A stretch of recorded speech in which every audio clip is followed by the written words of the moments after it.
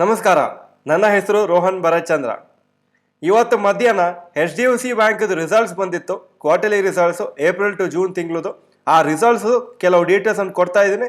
ಈ ವಿಡಿಯೋನ ಕಂಪ್ಲೀಟಾಗಿ ನೋಡಿ. ಏಪ್ರಿಲ್ ಟು ಜೂನ್ 2021 ಅಲ್ಲಿ ಇಂಟ್ರೆಸ್ಟ್ ಇನ್ಕಮ್ಮು HDFC ಬ್ಯಾಂಕದು 32,254 ಕೋಟಿ ಇತ್ತು.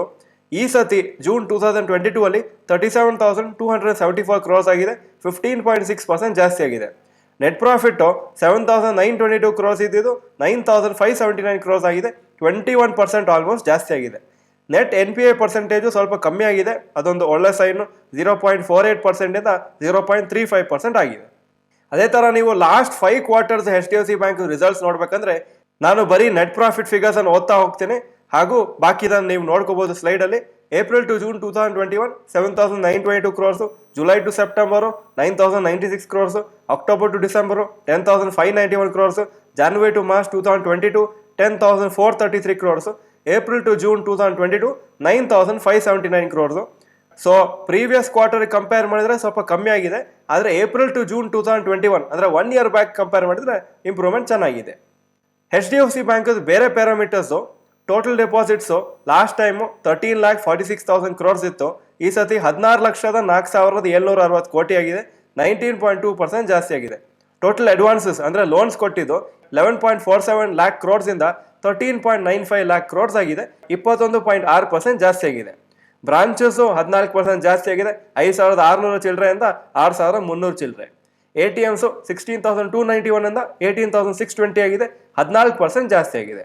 ಸೊ ಈ ಎಲ್ಲ ಪ್ಯಾರಾಮೀಟರ್ಸ್ ನೋಡುವಾಗ ಡೀಸೆಂಟ್ ಗುಡ್ ಗ್ರೋತ್ ಆಗಿದೆ.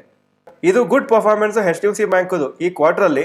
ಆದರೆ ರಿಸಲ್ಟ್ಸು ಅನಲಿಸ್ಟ್ ಎಕ್ಸ್ಪೆಕ್ಟೇಷನ್ಗಿಂತ ಕಮ್ಮಿ ಬಂದಿದೆ ಅಂತ ಸುಮಾರು ವೆಬ್ಸೈಟ್ಸ್, ಸುಮಾರು ಅನಲಿಸ್ಟ್ ಹೇಳ್ತಾ ಇದ್ದಾರೆ.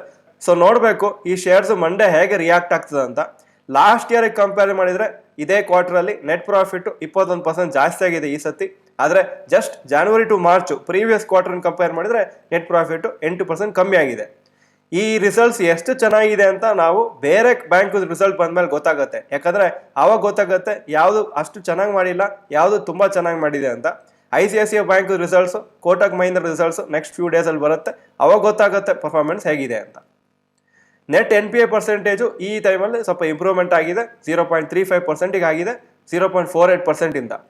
HDFC ಬ್ಯಾಂಕ್ ಶೇರು 11% ಬಿದ್ದಿದೆ ಲಾಸ್ಟ್ 1 ಇಯರಲ್ಲಿ. ಕಂಪೇರ್ ಟು ನಿಫ್ಟಿ 50 ಇಂಡೆಕ್ಸ್ ಅಪ್ರಾಕ್ಸಿಮೇಟಾಗಿ 1% ಜಾಸ್ತಿ ಆಗಿದೆ. ಸೊ ಅಂಡರ್ ಪರ್ಫಾರ್ಮೆನ್ಸ್ ಅಂತೂ ಆಗಿದೆ HDFC ಬ್ಯಾಂಕು ನಿಫ್ಟಿ ಕಂಪೇರ್ ಮಾಡಿದರೆ. ನೋಡಬೇಕು HDFC ಬ್ಯಾಂಕ್ ಶೇರ್ ಯಾವಾಗ ಇಂಪ್ರೂವ್ಮೆಂಟ್ ಆಗುತ್ತೆ ಅಂತ. ಯಾಕಂದರೆ ಫಂಡಮೆಂಟಲ್ಸ್ ಅಂತೂ ಸ್ಟ್ರಾಂಗ್ ಆಗಿದೆ. ಯೂಶಲಿ ಏನಾಗುತ್ತೆ ಅಂದರೆ ಶಾರ್ಟ್ ಟರ್ಮಲ್ಲಿ ಕೆಲವು ಸತಿ ಅಂಡರ್ ಪರ್ಫಾರ್ಮೆನ್ಸ್ ಆಗುತ್ತೆ, ಅಷ್ಟು ಚೆನ್ನಾಗಿ ಪರ್ಫಾರ್ಮೆನ್ಸ್ ಇಲ್ಲದೆ ಇರ್ಬೋದು. ಆದರೆ ಫಂಡಮೆಂಟಲ್ಸ್ ಚೆನ್ನಾಗಿದ್ರೆ long term track record expected to be good. Monday ಈ ಕ್ವಾರ್ಟರ್ ರಿಸಲ್ಟ್ಸಿಗೆ ರಿಯಾಕ್ಟ್ ಆಗುತ್ತೆ ನ್ಯೂಸ್. ಯಾಕೆಂದರೆ ಇವತ್ತು ಮಧ್ಯಾಹ್ನನೇ ರಿಸಲ್ಟ್ಸ್ ಅನೌನ್ಸ್ ಆಗಿತ್ತು. ಇದೇ ಸಿಚುವೇಶನ್ನು ITCಗೂ ಆಗ್ತಾ ಇತ್ತು. ITCದು ಪರ್ಫಾರ್ಮೆನ್ಸ್ ಚೆನ್ನಾಗಿರ್ತಿತ್ತು ಬಿಸ್ನೆಸ್ಸಲ್ಲಿ, ಆದರೆ ಸ್ಟಾಕ್ ಪರ್ಫಾರ್ಮೆನ್ಸ್ ಚೆನ್ನಾಗಿರ್ತಿರ್ಲಿಲ್ಲ.